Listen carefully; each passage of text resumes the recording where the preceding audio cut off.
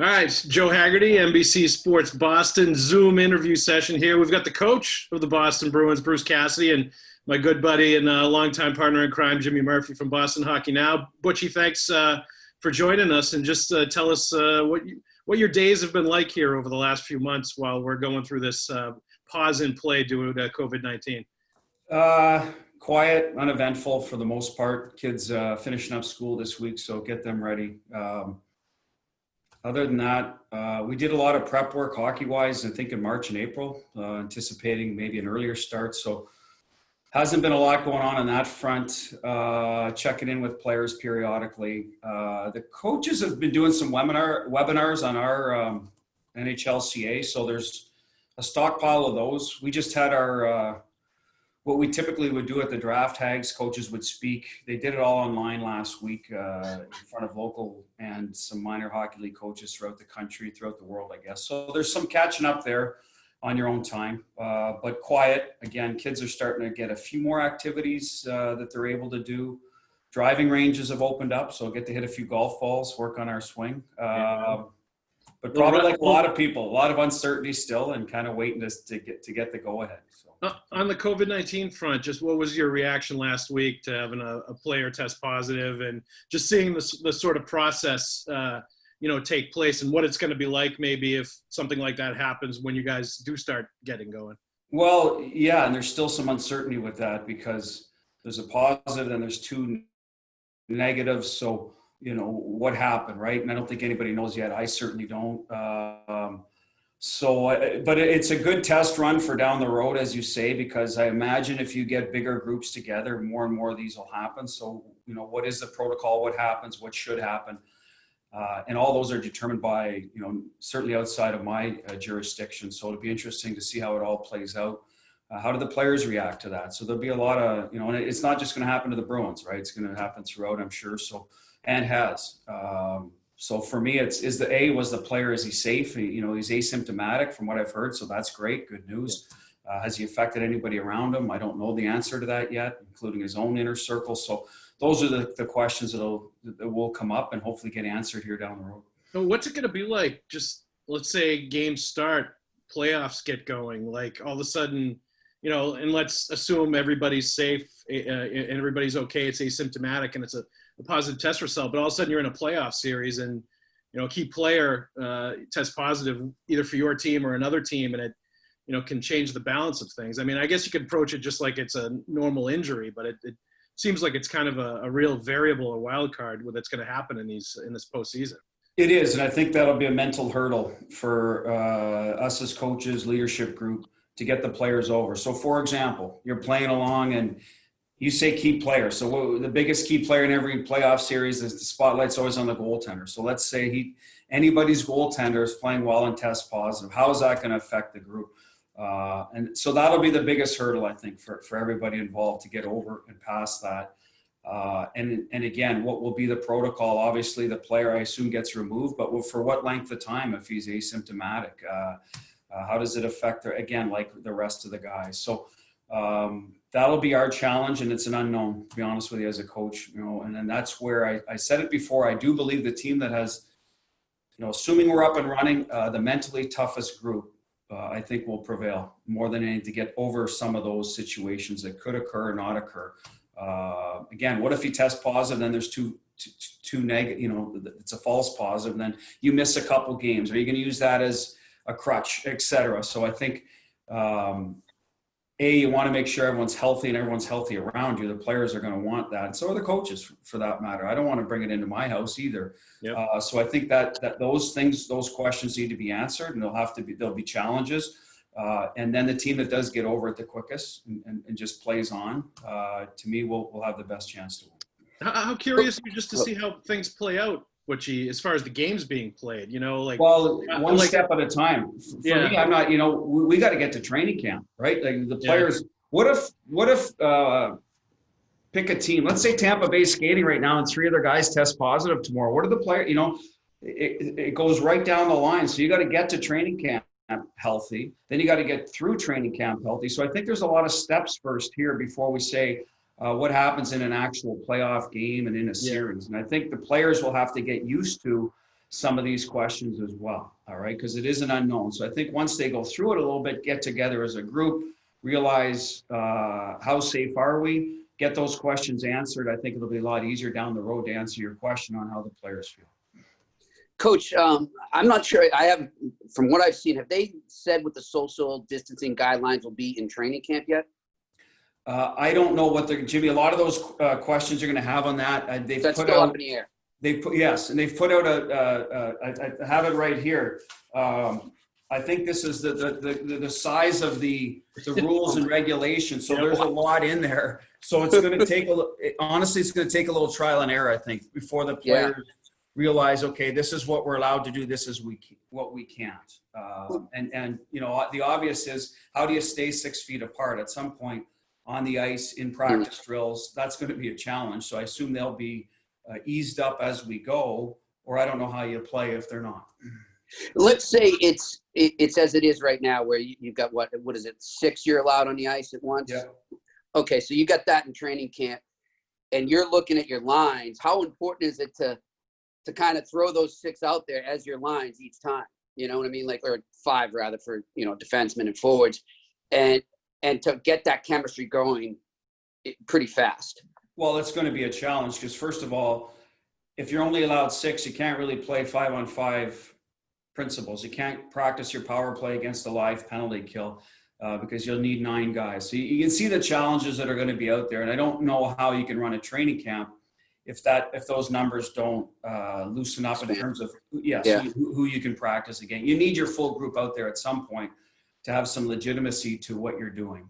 If you don't, boy, it'll be an interesting playoff when only a group of 5, you know, if that's the case, I assume you're going to have 3 forwards, 2D, and a goalie on the ice at a time.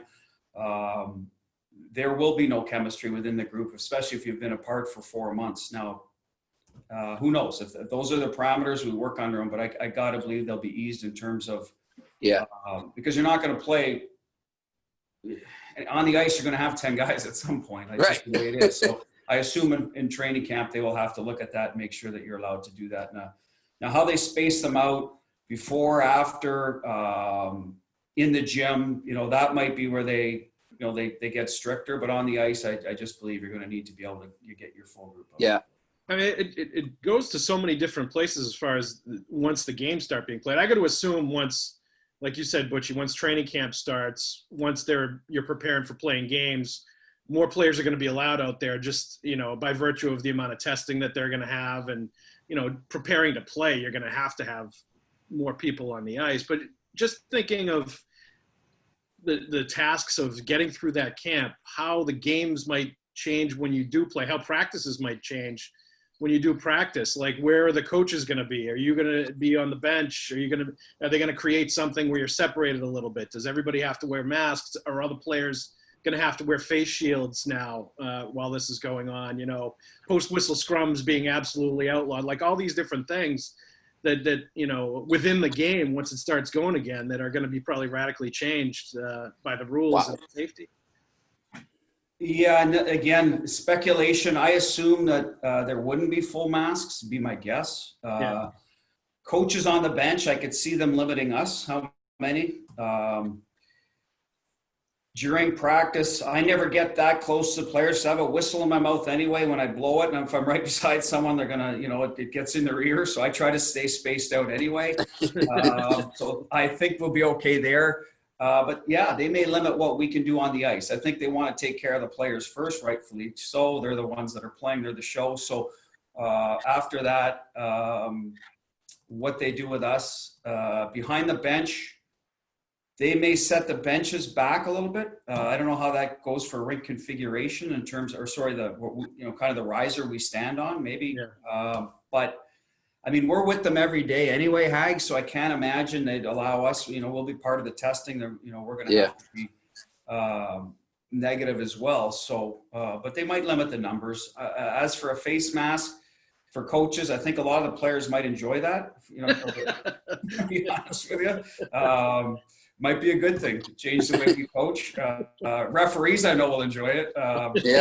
So, but again, it's all stuff that, whatever the rules are, we're going to have to adhere to them, and there's going to be some that are different. Scrums after, That might be good for hockey, to be honest with you. Let's just play between the whistles, get the hell out of there and get ready for the next face-off and go from there. Have you heard anything, Butchie, just as far as the direction or any radical changes that might be happening? Like, I know it's very fluid right now, and a lot of it still has to be. I've heard nothing. I assume the competition committee will meet on that. I'm not part of that. There's a trickle down, obviously, to the GMs, and then we'll be told if there's any of those rules. I think the players will have to get together first, see what they feel comfortable with.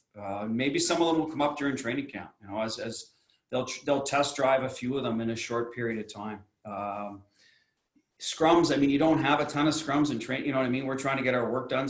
But there is battles. So there's going to have to be, some level of battle with players. I don't know how you can have a training camp after being off the ice for 3 months without battling to go right into that was the big concern, to go right into a playoff anyway. They wanted to get a few games in. So now you training camp, if you can't battle, boy, after that length of time, you're really kind of risking some injury. I think the players need a little bit of that ramped up. Now it's up to the individual coach to decide how much he's going to put in there. That's always the case. But I think our group would want to battle. It's typically who they are. It's how they play. So, that'll be something that will have to be discussed. And realistically, to have a legitimate practice, you're going to need some of that. Coach, obviously we're hearing there's going to be no fans at these games. Have you thought about the fact that the other coaches and the other players on the other bench can maybe hear what you're telling your players? You're going to start to create code words, or how are you going to manage that? No, I think you'll as you go along. My guess is, there's still the dividers in the rink. I still assume they'll have those between the benches. My guess is the linesmen will be instructed to get over, during the timeouts, get it where they're supposed to be anyway, but maybe everybody will get over there to sort of deflect some of that. Because I think, honestly, the players, will have to skate over and sort of legitimately try to hear what's going on and sneak into your not right into your bench, but you know what I mean, to be within earshot. So I think they'll try to police that, make sure that players go to their separate benches. I think you can control some of that, to be honest with you. And obviously, a lot of times when you're discussing things, because there's music and a lot going on, you're yelling a little bit to get the players to hear. You won't have to do that if they control some of the parameters where we can speak in a normal tone of voice. Now, will there be a little bit of people trying to pay attention? Yeah, there's always gamesmanship, but I think we can get past that. So no, like Peyton Manning, Omaha, or anything. There'll be no Omaha. There could be. If you're situational power play breakout, maybe there's something you can yell out to that effect. But I think for the most part, hockey's fluid. It's hard to just go all of a sudden. These set plays. Would it happen periodically? Yes. Typically, assistant coaches are also yelling at the players, what's coming up the ice, what system, off the bench, a line change. There's some of that goes on anyway. You'll just be able to hear more of it, whoever is in the building. Right. Because that won't change. I think we're naturally programmed to yell out things we see that are happening on the fly, to the D, if there's someone behind the D on a line, except things like that in the second period. There's always a lot more communication on who's coming off the bench, who's coming on. So that won't change, and people will be able to definitely hear that. The itch getting stronger to get on the ice now and work with the guys when you see some of them over the last week, the phase 2 starting and players getting on the ice. And there is some point before camp where the coaches can get out there, right? I know you guys aren't supposed to be out there right now. I don't think we're allowed physically on the ice until, right now it's July 10th. Okay. We are allowed in the building at some point before that to watch, observe, not on the ice. So I think for me, it'll really hit home, Hags, when we walk through the door and there's everybody. You see everybody. It's like, okay, that the band's back together, so to speak, and we get back at it. Like, I can sit here all day and watch webinars. I can watch our last game against Philly, Tampa, and Washington, but until I see the whites of the guy's eyes, you're kind of, you're still a little bit uncertain. Are we doing this or not? But once you're in there, I think that's when it'll hit home. And I've said that about the players too. I think once they start playing, they'll kind of forget about all this sort of what we can and can't do, and they're just going to play hockey. I truly believe that. Hopefully we get to that point, get back to, what we all love doing. But that's kind of how I feel about it. How different is this camp and the approach that you're going to take, getting them ready from, what you're used to in your entire coaching career and playing career of of training camps? How different is the approach going to be? Well, you're not going to have you got to be hit. You got to be flying coming out of that last day of camp. We'll have a short window, that 3-game round robin that matters, but in the end, it's not going to determine. You're not eliminated no matter how you do in those 3 games. So right. We do have a little room after that, but there's no 20-game runway to sort of get going and that time early in the year to experiment. So I think it'll change a little bit that way in the urgency, but that. To me, urgency is always, coaches can be as urgent as they want. If the players aren't, if they're kind of like, well, come on, Butch, it's November. We're not playing for real till, April anyway. They got to understand what's at stake. So that'll be more the message, guys. It's a little different. So we're going to try not to talk about September training camp. We're going to try to talk about this is our break for the playoffs and sort of drill down that way, that talk a lot about what's at stake that regard. Get the, going into the playoffs, you typically start changing maybe a little bit of your room with the Stanley Cup posters, et cetera. So we're going to have to get into that as opposed to training camp where, it's a little more easy going in terms of the urgency. Coach, kind of switching gears here and looking at the past. 9 years ago today, it was the Bruins winning the Cup in Vancouver. I just want to get your take on, when this date comes up, what do you remember most about that day? I got to put the Stanley Cup over my head on the ice. I thought it was unbelievable feeling, even though I was, I was part of the organization clearly, but I was I wasn't with the guys in the trenches every day. The joy in Z's face when he lifted that thing, how much he screamed. Yeah. I think, being around that group, it's sort of, you want to bottle it and say, okay, this is what I want to do. That's what was so disappointing about, a year and 3 days ago of last year. We thought, this would be our moment. So we're going to get another opportunity, hopefully. But so that's what I remember about it. Timmy Thomas almost ran me over with when he was skating around with the Conn Smythe, and it just see how happy all the guys were. The sacrifice, it's something that's it's in the back of your mind forever. Just all the guys on the ice, scouts, front office, and I don't know. I don't know how to describe it. It's one of those things that you just have, and you're always going to cherish, and you want more. I want, for selfish reasons, I want to be the guy that's at the helm with the group when it happens. Of course. Yeah. Does that feeling leave you with little doubt that, based on what you guys experienced almost a little over a year ago, that you guys are going to be ready when things get going and, when the round robin starts and when the playoffs start, just to, get back to where you were, and that, that fire is pretty prevalent inside? I believe we'll have that. I think our guys understand what's at stake. And it just, there's going to be, like every playoff's going to go down, there's going to be a bit of circumstance. We talked about one positive test. How does that affect your team? Injuries always come into play. I don't doubt our group's, desire to win or desire to play at all. I don't think that'll be an issue. Will we be good enough to win 16 games? Will we catch a break on the right days that we need to in those 16 wins? Can we bounce back from a little adversity? Every team goes through it. Those are the things that we'll have to handle. But no, I don't doubt our desire to want to win and play at all with this group. I think in that regard, the urgency will be there. Ray Bork was on a podcast I did just recently, and he was talking about just that core from 2011. Then you factor in, Torrey Krug has sort of become that as well. Does it amaze you the level of play and almost just sort of the reach they still have in the dressing room after all these years, that they still establish that culture? I mean, what has it been like seeing that firsthand as a head coach? Well, I think I've answered it a number of times that I feel we have the best leadership group in the National Hockey League. And for me to have that, it's one of the big reasons I think I've had a level of success. It's team success, obviously, but as the head coach, you get some credit. And I can't thank them enough for that. I think I haven't been in a million different dressing rooms. But I know, talking to people, I know the compliments other coaches play to this group that have coached them in different, whether it's an all-star game or a world championship or, the Olympics, how valuable they are. So for me, it's, I appreciate it and I never forget it, grateful every day. you still have to be the boss and go in there and be able to make decisions, and for the good of the team. And if it goes against sometimes what that leadership group believes, then you talk it out. But typically we're on the same page. I haven't had a lot of confrontation with that group in terms of what we're trying to accomplish. And so for me, again, very fortunate, very grateful. And again, I don't look at it. People sometimes talk about a window closing. I never think of that.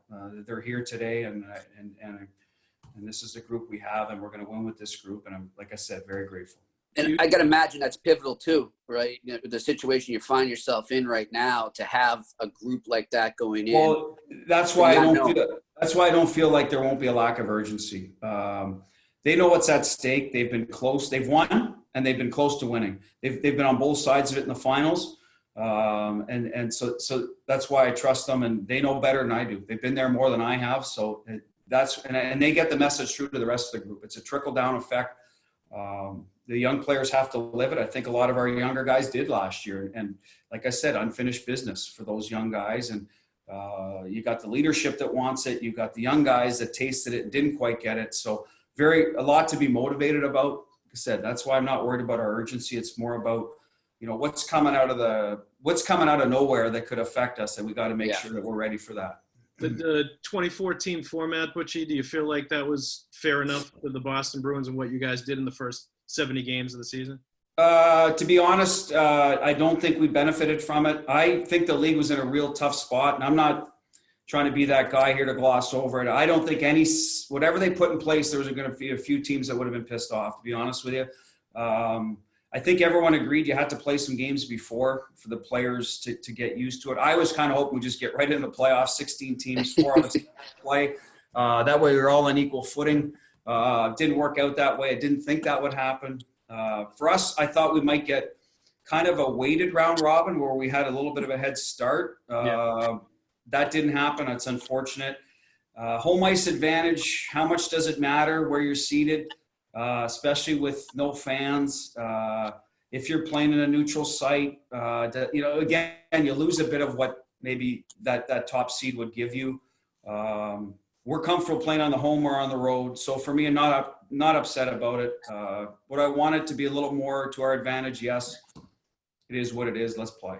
The round, I know this is putting the cart before the horse a little bit, but the round robin tournament, like in approaching that, is there a different approach to that? I mean, could you be resting players in certain games when, and you're playing teams that you may be facing in pretty intense playoff series, a week or two after that? Like there's a lot of dynamics at play in that round robin tournament. It absolutely could rest players. First area we start with, Tuukka's our guy. We're very confident in Halak, but Tuukka's our playoff, goaltender. He was going to start game 1, all things being equal. What does he need? Veteran guys, do they need all 3 games to get on top of their game? Even if they do, should we play them to risk injury? So there's a lot that goes into it. So I think every team's probably going to have a little bit of the same approach that way. They want to go into the playoffs at their best and healthiest, not come out of the round robin. Would we like to win all 3 games and be, of course, in a perfect world? But I think you'll see more of certainly some preseason kind of mentality worked in to how you construct your lineup every game. But again, I go back to Jimmy's question about our comment about our core. If they want to play every game and they feel that's what they need to do, then they'll play every game because I'm going to listen to them. It's their bodies. They've been through it. And in the last game, we're going to shut our eyes in the third period and hope no one gets hurt, in those situations. So, and hopefully the other team's thinking the same thing to a little bit. Hopefully there's mutual respect between the teams. Like, hey, we're both after the same goal here. Let's play hard, but play smart and get through the games and get ready for what's most important. And I think you'll see that with all 4 teams in that round robin. Coach, NHL awards would do for us today to get our ballots in. I'm going to put you on the spot. Does David Pastrnak deserve the Hart Trophy? I think he should be in the conversation. I think for me, the Hart Trophy usually goes, how I interpret the description is who most important to their team. I think with the Bruins, we have shown we can win with a lot of different lineups, no matter who's in there. For David's sake, I'd love to see him get it. I think it'll go more towards a McDavid Draisaitl type that sort of lifted their team out of maybe missing the playoffs into the playoffs. I guess McKinnon's not, Panarin maybe because of what he did for the Rangers. So I think you'll see it gravitate that way. And David will get hurt by that, and Marshy for that matter. So I think because of that he'll get votes, but he won't be and end up at the top. Well, I can tell you right now, I voted him number one, and I couldn't bring myself to vote for either McDavid or Draisaitl, because call me like an old fogey, not liking the fancy stats. I couldn't be a part of voting the first minus player to be the Hart Trophy winner with either one of those guys. Well, there's merit to that. Absolutely. So I'm not arguing either way. I mean, I just think sometimes that's what'll get looked at. Who lifted up their team. And that's why I brought up Panarin, because his 5-on-5 numbers are excellent. A young team, rebuilding team with the Rangers, and I think he did a lot for them. Now, are they even in the playoffs, right? Like, we don't even know that yet. So that should be part of the category as well. I think you have to be a legitimate cup contender. And that's where David, should garner more votes as well, is that, he's got a chance to win a Stanley Cup. I guess everybody does. I'll take that back, but a better chance. So that's where, the argument for David, I think, comes in. Do you think, though, he was more of an offensive driver this year than he's ever been before, Pasta? And when you look at his numbers, he didn't go too many games in a row without scoring goals, scoring points. Like, he was pretty consistent almost every single game. He didn't have the ups and downs maybe he did in the past. That's a sign of maturity, a sign of a guy that can play through some tight checking, or being physically hounded a little more to mentally park it and just go play. Credit to him, credit to his line mates. I think that line went through that for the most part. Very seldom could you get him off track for any length of time. So yes, I agree with all your arguments. I hope he gets it. I love when the guys are rewarded. I guess go back to Jimmy's question. I just have a feeling they're going to show some love to a player that brought their team up to a higher level. Well, last question from us, Butchie. Just how proud were you of Bergeron, Chara, the way they made impactful statements and actions with, the George Floyd murder and Black Lives Matter and all the stuff that we've seen the world going through over the last couple of weeks, to see them step up the way that they did. And so many members of the hockey community step up, Black players talking about what it was like to be minorities playing the NHL, and just everyday players talking about how much they need to listen, educate themselves, and be positive forces for everything. Well, I spoke to both Z and Bergie after. Very proud of them. Proud of our whole group. They went, there a lot of different declarations. Whether it's on Instagram or donations or peaceful protest. And I think the whole Bruins organization is behind them. So can't say enough. Listen, you've heard me talk about them as people for years, how great of people they are. So it doesn't surprise me at all. I'm behind them 100%. I believe everything they're saying. So to answer your question, how proud was I? Very, very, very, very proud of those guys. Just quickly, Bruce, I saw what you said to Fluto about that too, in the story he wrote, just about yourself and what you felt you had to do there. And big credit to you for what you said there too. I respect it a lot. How did that hit you? Just as I think that the genesis of that it seemed like it was more hitting you as a father at home. Just expand on that and what you told him there. Well, so I guess the way I looked at it is we've always educated ourselves here, but clearly we need to educate ourselves more and make sure we pass it on to the next generation. That's the way I look at it, how I can help. So I want to make sure my kids understand the history of the injustices in the Black community, and you hope that in school they're learning some of that, but I think it's incumbent on parents to go the extra mile, make sure your kids understand what's happening. And then as they get older, they're going to have to make their decisions on how they feel about certain things. But I want to give them as much knowledge and information as I can. So I looked at it, and I read a lot to my kids, and maybe I had to look at, what literature can they handle at this age to make them make better decisions down the road. So that was something I thought of right away.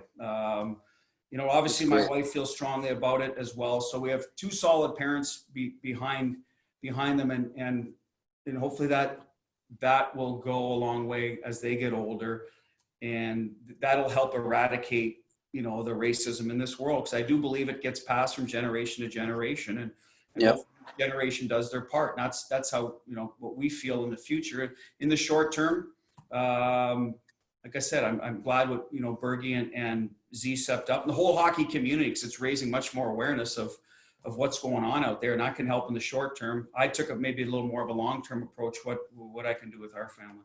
Well said, Butchie. It's absolutely on all of us as dads to raise our kids that way and to, teach them a better way. I appreciate it. Thank you. Yeah, well, if we all do our part, you know what? The world will be a better place for our children. I think that's the goal we all want to get to. Thank you, Butchie. Sure. Thanks for the time, bud. All right. Take care, fellas. Have a good one. Easy. Hopefully we'll see you in person soon. Yeah, one of these days.